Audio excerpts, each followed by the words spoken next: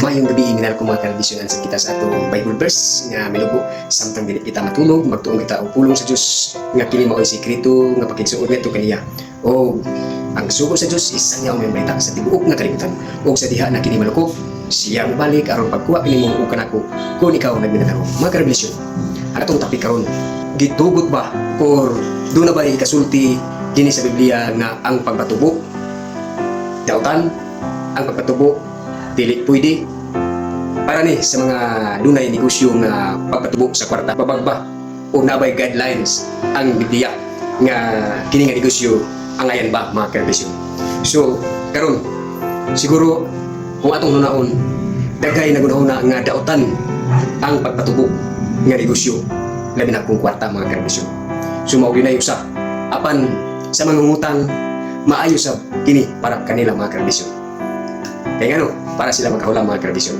Dili na nila balihon nga ng mga tubo o pila basta kay matagan sila mga karbisyon. Napangutan na, una ba ikasulti din sa Biblia about sa pagpatubo sa kwarta. Okay, itong basahon din sa Deuteronomio Kapitulo 23 19 ngadto sa 20. Niya itong basahon 19. Dili ka magpahulam nga may patubo sa imong igsuon, patubo sa salapi, bisan patubo sa makaon, bisan patubo sa bisan unsang butang nga pagahulman nga may patubo.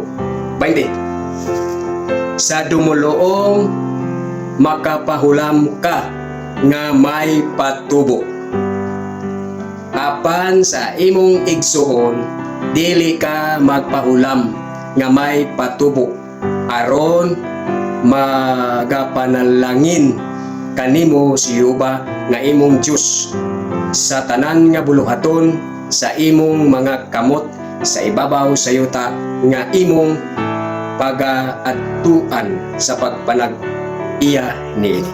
Mga karbisyon, klaro og tin-aw kaayo nga dunay guidelines ang pagpatubo diri sa Biblia.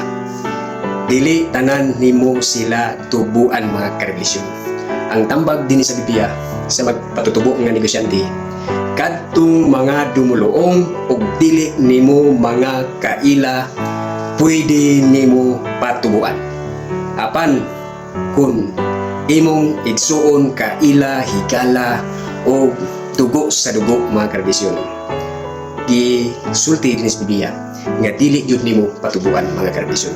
Apan kun muhatag ka niini sa mga imong igsuon nga walay patubo, ang Dios magapanalangin kanimo. Pero hinumdumi ang proseso, pwede ka magpatubo ngadto sa mga dili nimo kaila nga mga katawhan. Ang dili patubuan imong igsuon, meaning mga relative kaila. Sumo ni ang tinuod nga pagnegosyo sa patubo nga mga kwarta mga karbisyon. So mo ni ang guidelines sa Biblia. So atong nasabtan karon nga tin-aw kayo o klaro nga dili kaila patubuan, mga kaila ayaw patubuin. So mo ni mga karbisyon ang dugang natong nahibaluan gikan sa Biblia nga dili di ay sala nga magpatubo kun insakto ang imong proseso. So mga karbisyon, daghang salamat sa inyo nga pagpaminaw. Ang Diyos mo kanyang gugma o kanyang panalangin mana kaninyo mga karbisyon. Sa mga usa, mag-iwan kaninyo, daghang salamat sa iyong pagpaminaw o God bless sa tanan.